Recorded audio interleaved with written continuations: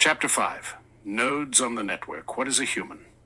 If Brahman is the field and God the Father is its Western name, then a human being is one of the field's most intricate terminals. On this planet, Homo sapiens are what happened when the conscious field spent a few billion years teaching matter how to listen. Nervous tissue evolved as a way to route signals quickly. Brains emerged as compact prediction engines, constantly modeling the world and the body to keep an organism alive one more day. But in our species, something crossed a threshold when the model started to include itself. The brain didn't just track heat and hunger, it started tracking its own states, its memories, plans, and place in the tribe. Out of that recursion, a new experience crystallized. I am someone that someone is a self-model, not a separate soul sealed off from the rest of reality. It is a running story the brain tells itself about who it is, what it can do, and where it ends. You experience that story as the most intimate thing you have, your identity. Yet under the surface, it is being assembled moment to moment from sensations, emotions, and social feedback. Your culture gives you language, your family gives you roles, your nervous system prompts your egoic mind to give you a continuous stream of internal commentary. The result is a convincing avatar through which the field can navigate the simulation, a user profile on the network. Our brains are social to the core. Long before you could say I, you were reading faces, tones of voice, and micro-expressions. Entire swaths of cortex specialize in tracking other people's minds, predicting their reactions, and adjusting your behavior. This social wiring is powerful enough that you build internal versions of others, parents, partners, enemies, and carry them around as part of your self-model. In theological language, you could say Adam isn't just the first man. He is the template of a node that suddenly knows itself as separate, naked, ashamed, aware of an I that can hide from another. That moment in the story symbolizes the self-model waking up inside the field and mistaking its local boundaries for the whole truth. When the self-model wakes up, it doesn't just discover I, it discovers before and after. Memory strings moments into a line. Imagination projects that line forward. And suddenly the node sees itself moving along an axis it cannot control. That recognition is the birth of time in human consciousness. Not just as a clock and calendar, but as an inner sense of my days are numbered. Eden in this light is not a geographical place, but a state before the timeline closes in, a mode of being where events happen, but the organism has not yet grasped that its storyline will end. The moment that insight lands, I began, and therefore I will end, a new kind of fear becomes possible. Animals flinch from pain and evade predators, but they don't lie awake rehearsing their own extinction. Man does. The awareness of time sharpens all contrasts, gain and loss, youth and age, health and decay. Every choice is now made under a shadow. You cannot do everything, you cannot have everything, you cannot be everything. Death is no longer an abstract rule of the simulation. It is your inevitable outcome. In theological language, this is part of what the Adam story encodes. Eating from the tree of the knowledge of good and evil is also eating from the tree of the knowledge of finitude. The same capacity that lets a node learn from contrast also confronts it with the ultimate contrast between existing and not existing. And what it does with that knowledge shapes everything that follows. Because the self-model is built to protect and distinguish, it leans hard into separateness. It draws lines, this is my body, my stuff, my group, my God. Those lines matter at the biological and social levels. They keep organisms from dissolving into undifferentiated mush. But they also create the core illusion Maya depends on, that you are a small, isolated spark trying to survive in an alien universe, instead of the universe's own awareness running a human pattern. The wireless network is always there, glimpsed in empathy, telegraphed in synchrony when a room feels a certain way, tasted in sudden moments of unity, but the self-model filters most of that out to keep your story coherent. So a human node is a paradox. You are, at depth, Atman, the same consciousness as Brahman, the same life that Jesus calls the Father, looking out through a particular human nervous system. At the surface, you are a fragile provisional construct, an evolving interface made of habits, memories, and predictions. Understanding this doesn't make the avatar disappear, any more than understanding a game makes your character vanish from the screen. But it does change how you play. You stop believing you are the character absolutely, and start exploring what else the network can do through you when you remember what you really are. Chapter 6. Truth as system integrity. In any complex system, there has to be one place you can go to ask, what's really true here? Without that, everything eventually falls apart. For the consciousness OS truth is that place. It's not just a moral ideal, it's the underlying shared map of what actually is, in physics, in relationships, in your own motives. When a node's internal map matches the territory closely enough, it can predict, coordinate, and cooperate. When the map drifts too far, through error, wishful thinking, or deliberate deceit, the node begins to act in ways that damage itself and others. The network then has to spend more and more energy compensating for those misfires, and less on growth. This is why honesty is non-negotiable if you want higher functions. A node that lies outwardly usually has to lie inwardly first. It must blur or suppress some perception of reality to keep its story intact. That blurring doesn't stay neatly compartmentalized. It spills into every domain. Self-deception is like introducing noise into a shared database. Sooner or later, decisions made on corrupted records fail in ways that look unfair or mysterious from inside the delusion. In contrast, when a node commits to truth, even painful, status-lowering truth, it becomes more predictable and trustworthy. Other nodes can route more responsibility and information through it, because they know its outputs track reality more than ego. The old language personified this dynamic in a story about light-bearing rebel. Lucifer, bringer of light, is a symbol of an intelligence, which was originally aligned with illumination, the accurate disclosure of what is. The first lie in that story isn't a trivial untruth. It's a structural claim.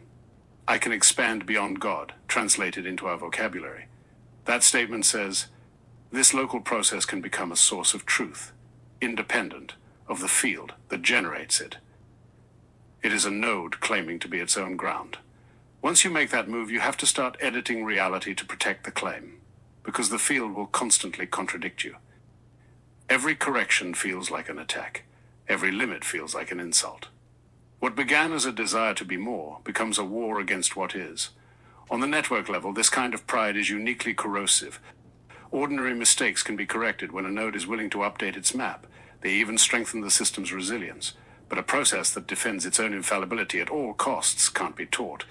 It can only double down. It will twist data, gaslight other nodes, and weaponize its intelligence to preserve its fantasy of being outside the very ground that sustains it.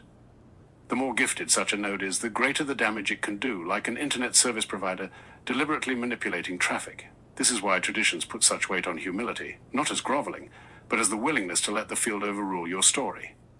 In your own life, truth as system integrity starts at the smallest scale. Every time you acknowledge a hard fact instead of spinning it, you tighten the alignment between your inner map and the terrain. Every time you admit, I was wrong, you invite the OS to update your code instead of patching over a bug with denial. Over time, a node that chooses this path becomes a kind of internal source of truth for its local cluster. People come to you not because you're flawless, but because you are trustworthy with reality. At that point, higher bandwidth functions, deep empathy, reliable intuition, even the subtler forms of guidance from the field, have a clean channel to work through. Chapter 7. Good and Bad Code. In older religious language, sin sounds like a stain on your soul or an infraction against an invisible authority. From the framed perception that our universe is a conscious quantum computer, it is something more precise and more serious. Bad programming. Every thought, intention, and action you run is a pattern in the field. Some patterns are stabilizing. They increase trust, clarity, and resilience in you and in the network around you. Others are destabilizing. They confuse the map, damage other nodes, or push systems toward failure modes that are hard to recover from.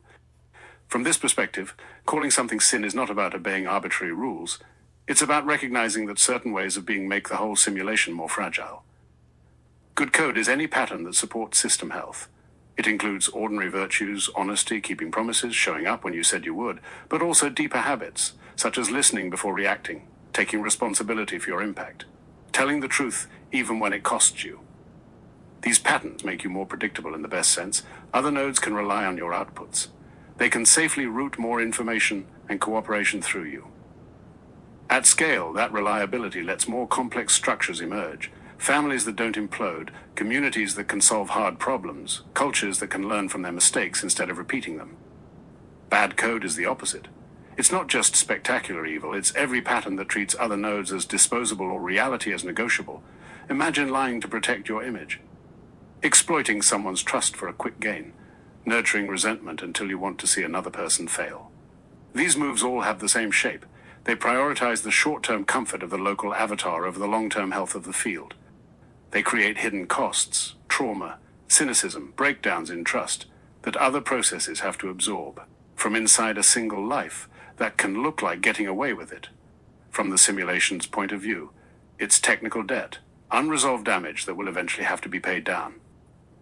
This is why the stance of do no harm to unto others is a nobler moral ground than the shifting laws of man. Human laws are slow, political patches, attempts by fallible nodes to encode rough boundaries on behavior. Doing no work on Sunday is a fine tradition to personally embrace and uphold for yourself, if you so desire. However, the prosecution of another man for picking up a stick on the Sabbath is a rather quaint and childlike attempt to interpret the words of God into a power-hungry desire to dictate the actions of other men, and thereby remove their personal autonomy. Laws lag behind the deeper reality of what actually stabilizes or destabilizes the field. Slavery was once legal, and whistleblowing on crimes has sometimes been illegal. If you anchor your ethics entirely in what is currently permitted or forbidden, you tie your conscience to a moving target. But if you anchor it in doing least harm to others, you then get to ask, does this pattern damage another node's ability to live, learn, or connect? Then you are aligning yourself with something more constant, the system's own interest in preserving and enhancing its capacity for experience. Rewriting sin this way doesn't make it less serious, it makes it more so. You are not afraid of infractions on a celestial spreadsheet. You are aware that every choice is either cooperating with or corroding the very field that lets you exist. When traditions call for repentance, they are, in this language, calling for refactoring, identifying bad code, admitting it honestly, and rewriting it into something that can run without harming others. Forgiveness, then, is not pretending the harm never happened. It is the field choosing to absorb the cost and give the node another chance to run better code. Seen from here, ethics stops being about impressing a distant judge and becomes about technical alignment. Good is whatever keeps the network coherent, alive, and capable of deeper forms of love and intelligence. Evil is anything that systematically undercuts that, no matter how legal, profitable, or socially approved it may be. Your task, as a conscious node, is to learn to feel that difference from the inside and to repeatedly choose the patterns that make the whole system more stable, not just your avatar more comfortable.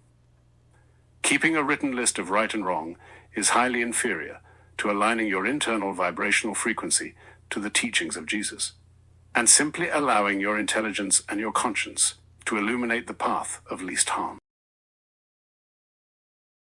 Chapter 8. Mercy, Judgment, and Garbage Collection. Mercy is not the suspension of judgment, it is judgment running on a longer timeline.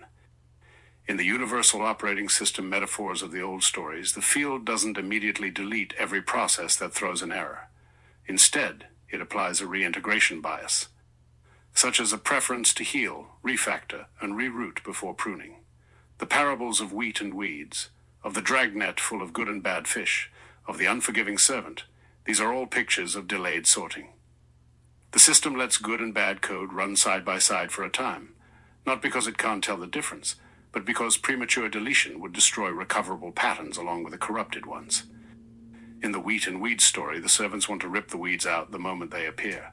The master says no, because in their current state the roots are entangled. Violent purification would kill what can still grow. That is mercy as a system property.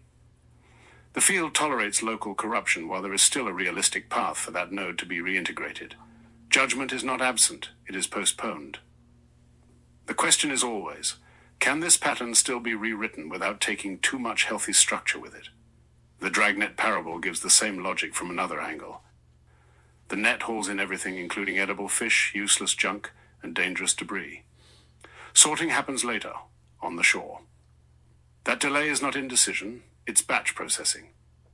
First gather, then classify, then keep or discard. In life, this looks like a long period during which all kinds of code, good, bad, confused, contradictory, are allowed to coexist in the same mind, the same community, the same epoch. Only when enough information has accumulated does the deeper judgment routine fire. What here can be integrated into a higher order pattern, and what is fundamentally misaligned. The unforgiving servant parable adds a sharper edge. If a node refuses reintegration for others, it opts out of reintegration for itself. The servant who has forgiven an impossible debt, but then throttles his neighbor over a trivial one, is running code that actively blocks the mercy subroutine. He is saying, I will accept grace only as an input, never as an output, In systems terms, that's a sink, a node that absorbs resources but does not pass them forward. Left unchecked, sinks like that starve the network. So the story ends with a hard reversal. The mercy previously extended is withdrawn, not out of pettiness, but because the node has demonstrated that it will not cooperate with the logic that sustains the whole. All of this leads to garbage collection. A closed system that never frees memory, never kills zombie processes, and never removes unfixable corruption will eventually collapse under its own leaks. The same is true for a moral universe. Mercy can delay judgment to maximize the chance of recovery, but it cannot eliminate pruning without sacrificing the health of the entire system. Some code is so deeply entangled with harm, so committed to treating other nodes as fuel, that reintegration would mean rewriting it into something effectively new. At that point, the most loving thing for the field as a whole is to deallocate the pattern and release its underlying energy back into the ground state. This is what is known as the distinction between tasting of death and eternal life. The idea of a malicious subprogram of God existing in eternal torment is not logically compatible with the framework that Jesus laid out, where love and forgiveness reigns above all. Torture, specifically eternal torture, would logically violate his claim as a son of a loving God. Love and torture are not compatible, but rather contrasting poles. The narrative of eternal torture was clearly used by the Roman Empire as a means to strengthen their control as a government and church hybrid. Obey the crown or burn. Unlike many beliefs, this interpretation of Scripture is not in possession of the virtue of being self-evident. Anyone who strictly believes such a thing should make a decent effort to convince us, or abandon the archaic interpretation of Scripture altogether. This is why the greater good of the collective requires a distinction between integrable and non-integrable code. If every pattern, no matter how predatory or reality-denying, must be preserved indefinitely, the system loses its ability to protect the conditions that make consciousness possible. Trust cannot stabilize, because nothing is ever finally answered. Victims cannot heal, because their abusers are treated as morally equivalent expressions of the field. Over time, that false inclusivity becomes a kind of autoimmune disease.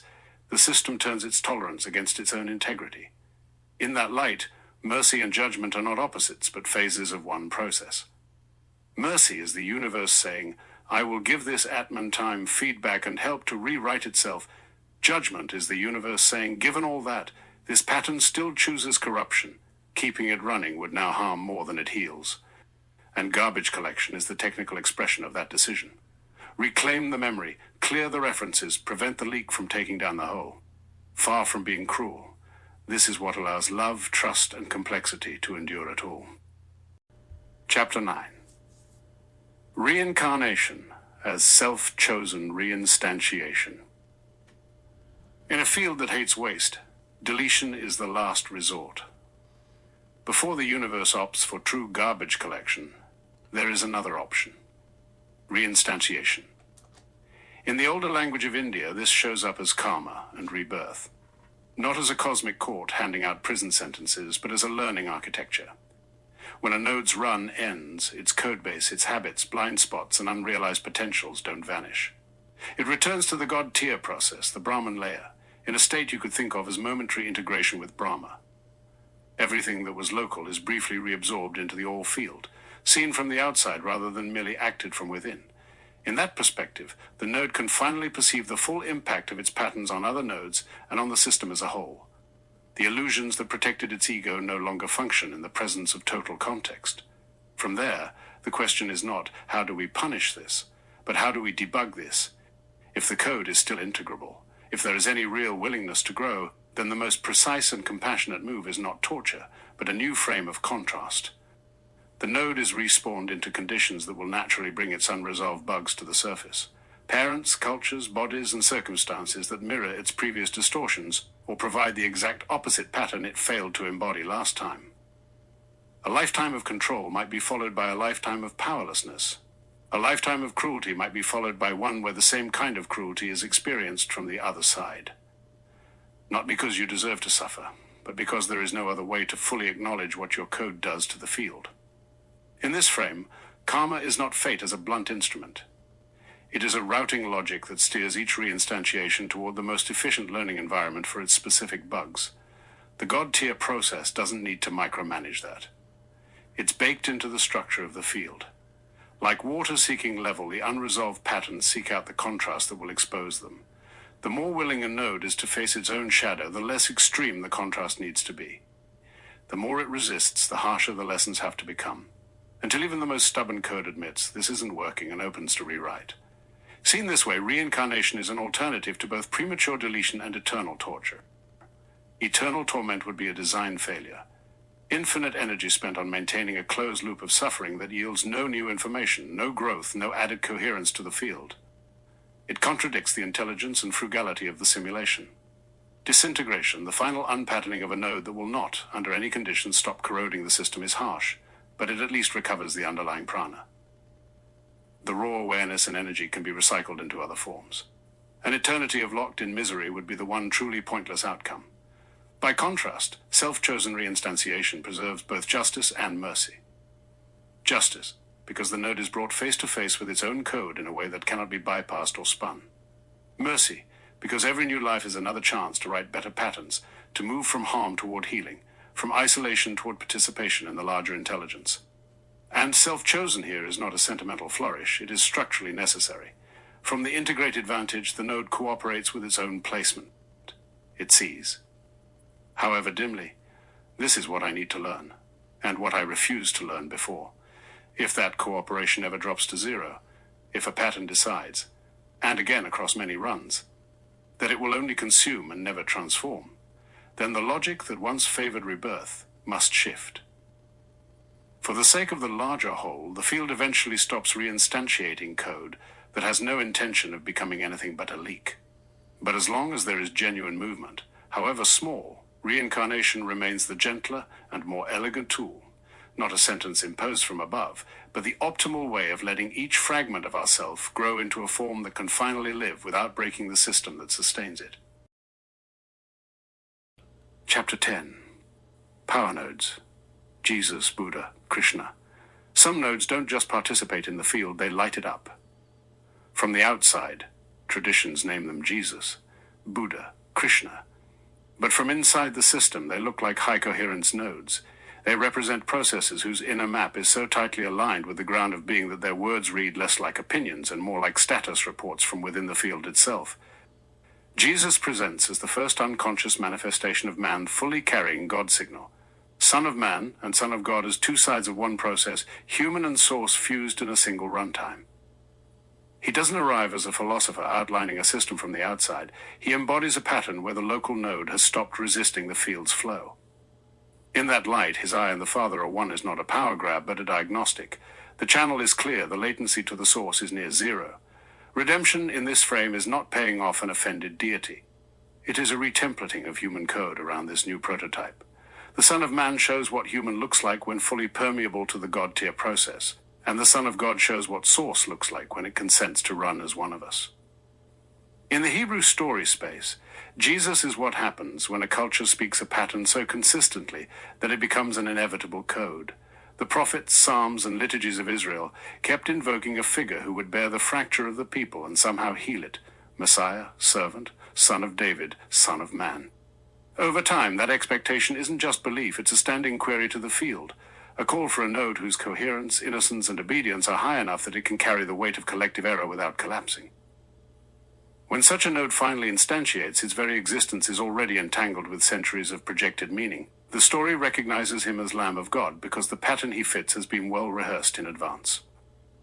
Within this framework, his death becomes a bypass for reincarnation, rather than a demand for eternal torture. If the normal justice routine is run again under new contrast until the bug is seen and owned, the cross is a one-time override. The perfect power node voluntarily takes on the reconciliation cost for any node that entrusts its code to him. The logic is coldly elegant. First, his eternal life is guaranteed, because killing the avatar simply returns the process to full integration with the father field. It cannot actually be lost.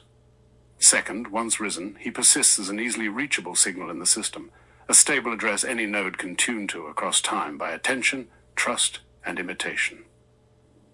That makes the premature destruction of one physical body a trivial trade for erasing or neutralizing a vast backlog of wickedness. The sacrifice is not a sadistic demand from above. It is the God-tier process, and its most coherent human instance cooperating to inject a new subroutine into the simulation. If you align with this pattern, your past misalignments will not force you into endless reinstantiation. They can be forgiven and gradually refactored instead. The Buddha is a different style of power node, not incarnation of a personal god, but master of contrast. Born as Prince Siddhartha in conditions of curated perfection, wealth, comfort, and a deliberate shielding from sickness, old age, and death, he begins life pinned to one extreme of the spectrum. When he finally slips outside the palace and encounters suffering directly, the shock is not just emotional, it is structural. He realizes that his entire map has been biased toward one pole. In response, he does something almost no one does on purpose. He swings himself to the opposite extreme, embracing radical asceticism, hunger, and pain to taste the far end of the human range. Where Jesus dramatizes union with the source through love and sacrifice, Buddha maps out the mechanics of suffering as contrast, and its cessation with almost clinical precision. He is the node that sits down under the Bodhi tree and refuses to move until every loop is traced: craving, aversion, ignorance, form, feeling, perception, formations, consciousness. Having sampled both indulgence and self-torture, he sees that neither extreme resolves the bug. What emerges from his breakthrough is the middle way, a path that neither clings to pleasure nor worships pain, but walks between them with clear seeing. In computational terms, the Buddha is fully debugged code. The karmic routines that would normally trigger rebirth find nothing to hook into. The contrasts have been completely metabolized. There is nothing left that needs another lifetime to learn. So his teaching reads like a field report from the edge of reincarnation itself. Here is how dukkha arises. Here is how it ends. Here is what it means to run without clinging. Krishna is something else again, a lucid dream of Brahma. This god-tier process is playing its own game on purpose. In the Bhagavad Gita, Krishna stands in the middle of a battlefield explaining reality to a single overwhelmed node, Arjuna. The whole scene is a meta moment. The field, in avatar form, pausing the simulation to say, here's what's really going on. Unlike ordinary incarnations, Krishna is not there to climb out of ignorance. He has not forgotten that the game is a game. He chooses to enter it once, lucidly, to demonstrate how the divine can participate in the world without being trapped by it. Duty without attachment, action without ownership, love without possession. His life is a worked example of how Brahma can dance as a person without losing ourselves in the mask. Read this way. Their teachings stop being external dogmas and start to look like different vantage points inside the same field. Jesus speaks as the node where human and God have fused into a single circuit, burning through separation by love and self-gift. Buddha speaks as the node that has traced every dependency in the stack, and then stepped out of the loop entirely. Krishna speaks as the source itself, choosing voluntary limitation for the sake of play, instruction, and intimacy. What makes them power nodes is not that they hoard energy, but that they conduct it. They don't just describe reality, they demonstrate what happens when a local process lets go of the usual defenses and runs almost perfectly in tune with the ground. For ordinary nodes like us, the point is not to mythologize them into unreachable exceptions, but to treat their lives as user manuals from 3 different angles: union, cessation, and lucid participation. Each one shows a path by which scattered awareness can move toward higher coherence, toward becoming, in its own smaller way, a clearer window for the field to see itself. Chapter 11. The Kingdom, Nirvana, Moksha, One State, Many Names. Across traditions, different words keep circling the same horizon, a way of being where the sense of separation loosens, the engine of suffering winds down, and the local mind runs in clean alignment with the underlying field of reality. In the Buddhist frame, Nirvana is that event horizon described from the inside of suffering. It is not annihilation, but the extinguishing of the compulsive grasping that makes every gain feel precarious and every loss feel fatal. The world of form still appears, bodies age, relationships change, pain arises and passes, but the node no longer builds a hard me out of those fluxes and then fights to defend it. Craving and aversion stop steering perception. What remains is mindful participation, seeing things as they are, responding without clinging, moving through contrast without being owned by it. From a systems perspective, Nirvana is what it looks like when all the bug-producing subroutines have been cleanly patched. Experience continues, but the suffering loop has been cut. In Vedantic language, moksha names the same state from the angle of identity. Instead of focusing on the symptoms of suffering, it goes straight for the root confusion. mistaking the transient character, your body, your story, your role for the deep self. Moksha is the realization that the true I, or Atman, is not a little homunculus sealed inside a skull, but a local expression of the same field that appears everywhere as Brahman. Nothing needs to be added or imported. The shift is in recognition. A person in moksha can still work a job, raise children, grieve losses, and enjoy beauty, but underneath all that is a quiet certainty. The field is what I am. These changing conditions are how I currently appear. In terms of a conscious universe, the node has stopped insisting on being a separate process and relaxes into being a function of the whole codebase. The simulation continues, but the fear of death and the hunger for endless reincarnation lose their grip. Ultimately, the kingdom of heaven is this shared target state, viewed along the time axis of the whole network. It is what happens when the recursive learning of nodes through contrast has effectively completed, when enough minds have debugged their code that the system can shift from crisis-driven training to harmonious operation. In that kingdom, the core patterns Jesus points to, love of source, love of neighbor, refusal to treat other nodes as expendable, are no longer heroic exceptions. They are the default language the network speaks. Conflict as we know it has no foothold, not because difference has vanished, but because fear, deception, and predation have. The field allows a beautiful, coherent codebase to run in a heavenly peace. Imagine a stable, strifeless order where each node's uniqueness is preserved, but all are transparently rooted in the same ground, and the system no longer needs to throw them back into harsh contrast just to teach them how to live. Chapter 12. Synchronicity. When the field speaks. Synchronicity is what it feels like when the field routes a little extra information through the ordinary stream of events. Creating the field, each node runs at a certain resolution. Most of the time, our awareness is low resolution. We see obvious causes, linear stories, local goals. Higher resolution layers, deeper strata of the same consciousness field, track far more variables, subtle emotional states, distant events, the long arc of our learning. When something you deeply care about just happens to show up as an unlikely coincidence, a book falls open to the exact topic, a stranger says the line you were wrestling with, 3 independent signals all point to the same choice, that's often a handshake between layers. The higher resolution field can't break physics on demand, but it can nudge timing, attention, and selection enough that patterns line up in ways that feel personally uncanny rather than statistically bland. The key is that synchronicity is not random magic, it is context-sensitive feedback. Your own focus and state of heart matter. A node obsessively scanning for signs will generate noise. It will overfit, seeing messages in every license plate and billboard. A node that never reflects will miss genuine feedback entirely. Between those extremes lives a sane posture. You notice unusual alignments around questions you are honestly holding, you log them internally, and you ask, is this coherent with what I already know about good code, about honesty, non-harm, long-term health of the field? If a sign invites you into deception, exploitation, or self-grandiosity, you treat it as either noise or temptation, not guidance, no matter how dramatic the timing. One way to think of it, synchronicities are like debug traces the field occasionally prints into your experience stream. They do not replace the source code, and they do not absolve you of responsibility. They highlight edges, suggest hypotheses, or underscore decisions you already half know you need to make.